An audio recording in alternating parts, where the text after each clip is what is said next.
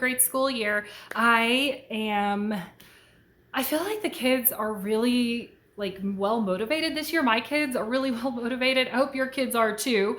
Last year when we started school, I felt like they just weren't ready. Like summer hadn't we hadn't made it full circle to the end of summer. And this year it seemed like they were. They're like, we've kind of done everything. They're tired. We've done so much this summer that now they're like, okay, it's fine. Like, let's do some school. We are definitely easing in, especially with my 6th grader. We're just doing math and reading and writing for the first week. We're also going to go on some field trips this week. So, just kind of getting into a good routine, getting back into a good sleep schedule. I mean, how do you guys do it? How do you get your kids back into a good sleep schedule? It's so frustrating when it's like, you kind of get into this groove of like watching movies, start in a movie at like 9 o'clock. You can't do that during the school year. So here we are. Let's jump in. I want to talk about what I am using for my 6th grader. And if you watched my 8th grader video, you'll notice that I'm using some of the same things for both kids. So also most of this stuff I have taught before. So I feel like pretty comfortable, kind of like going through it with him. So the first thing is math. This is the test and worksheet book. This is not the actual student book, but it's Math 7-6. He is like, it's so easy. It's so easy. He's done 3 lessons so far, and he's like, oh, I've got it. This year's going to be so easy. So I love that. I love that he feels so confident, because in the past, sometimes he was really nervous about it. So I don't know. It's just nice when your kid finally gets to be comfortable with school. He's not nervous. He's not having anxiety. He's not getting frustrated. He's asking questions instead of just shutting down. So, it's good. Like, even it kind of drives me crazy when he asks Alexa.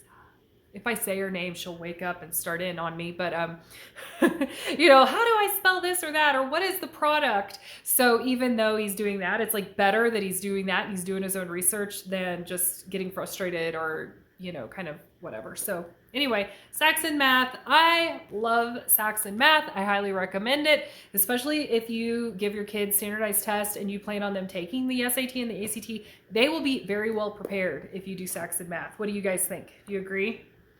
All right, so writing with skill level 1.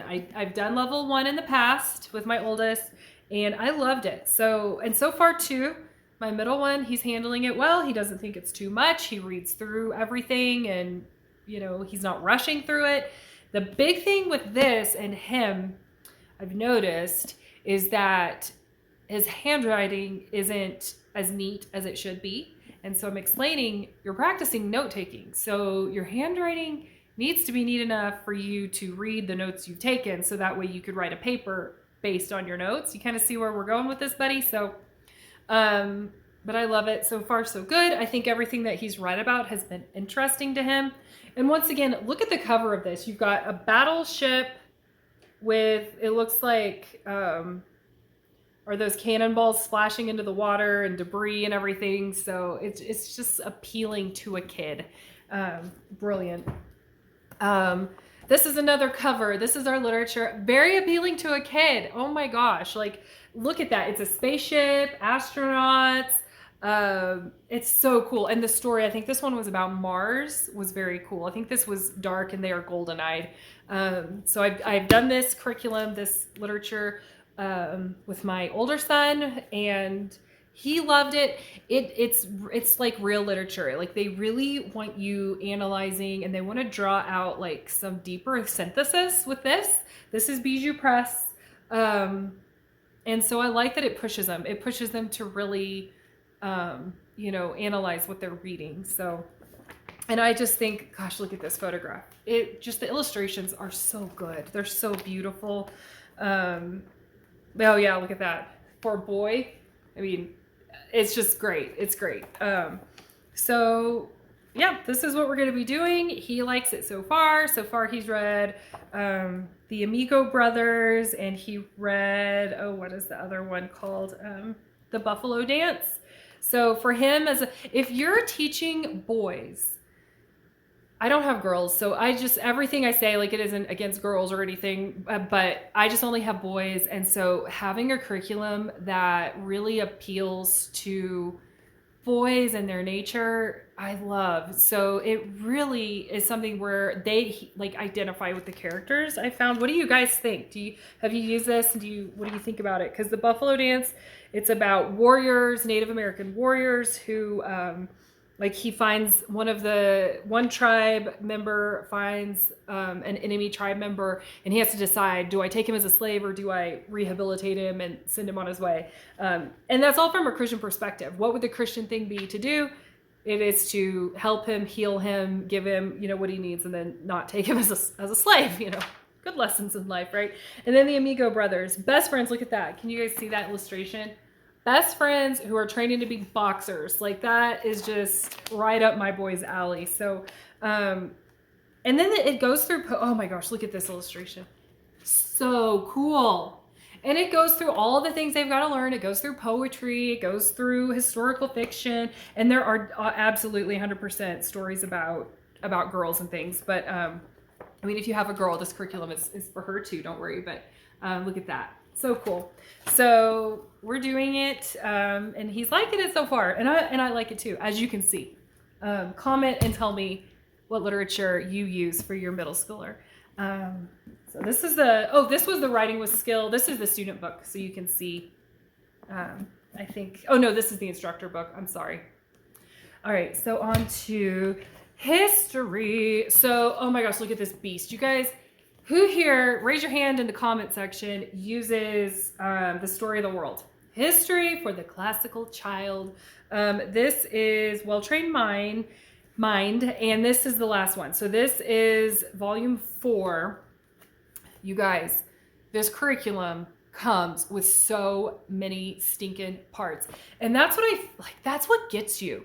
Is you're like, oh, cool. Like, this big book should be comprehensive, and it's not. You need the little novel that goes with it. That's the actual story. Then you need, they recommend how many encyclopedias, like, you guys know. If you know, you know. Because I remember, like, ordering it, and you're like, oh, okay, that's not too bad. The little novel you can find used for like $5. And then you're like, oh, well, by the time I buy all of this, my goodness, it's so expensive. And so then, in addition to, I'm trying to flip to the beginning. In addition to the encyclopedias that it recommends, it also recommends additional reading.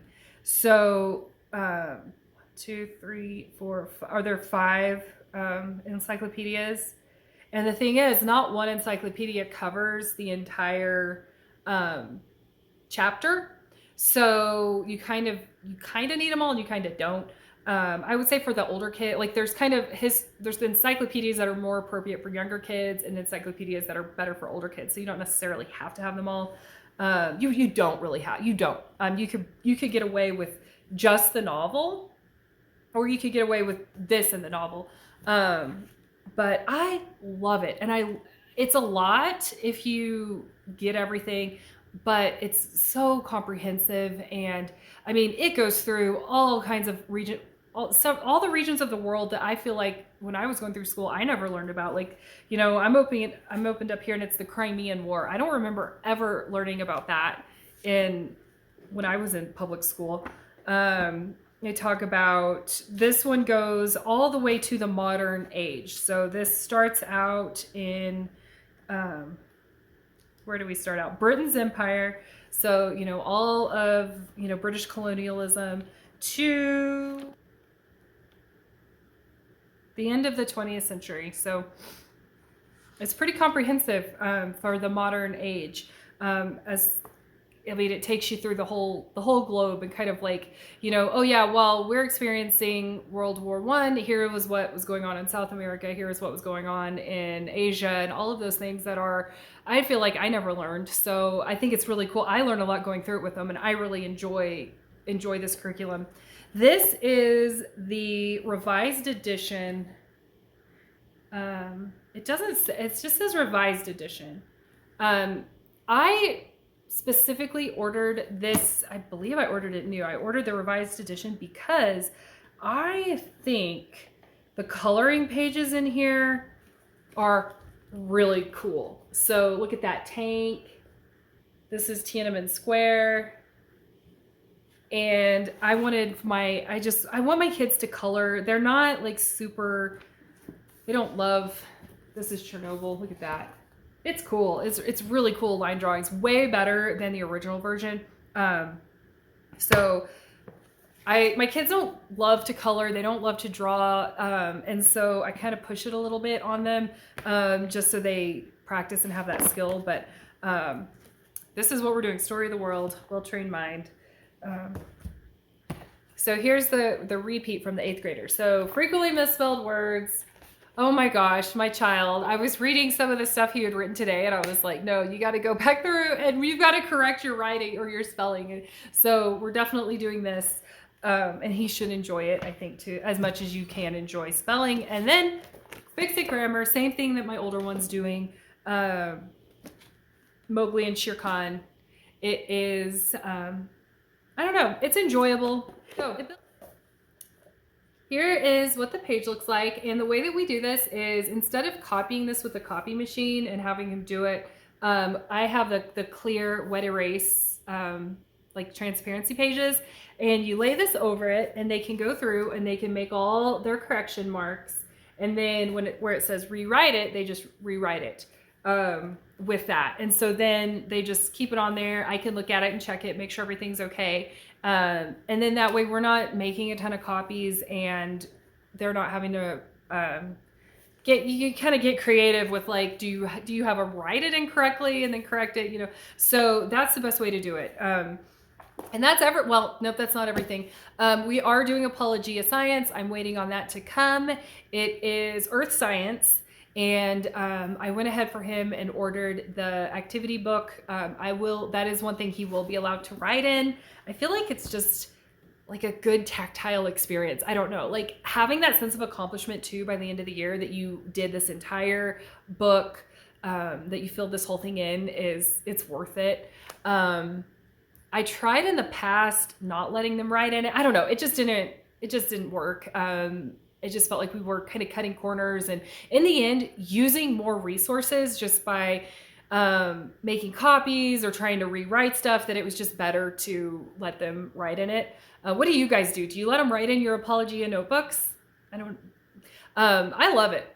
I love the Apologia notebooking. So this year we are going to definitely do, I think Friday is going to be our official experiment day. And so we're going to try to do every single experiment. It's easy to skip over some of them, especially the simpler ones where you're like, oh, we already know. But I think just like getting into the routine of doing it is going to be one of our main goals for science this year. Because the next year he's got to write lab reports and he's got to be prepared, you know, for that level of science. So then we're also going to do Bible. We're going to do, I'm going to let him choose plans from the Bible app on his phone. I've done that in the past and he really liked it. And it's kind of nice letting him choose because he chooses plans that I didn't always expect him to choose. So that's what we're going to do. Let me know what you guys do for your 6th grader. Do you kind of combine stuff with a younger kid or an older kid the way I do? Also watch my video about my 8th grader because there's a giveaway in that video. It is a Latin language curriculum program. So go find that one, watch it to the end, and see what you're supposed to do to enter the giveaway. I hope you guys are off to a great start. We've got a vlog coming up for our first week of school, so we'll see how that goes. Thank you guys so much for watching. Bye!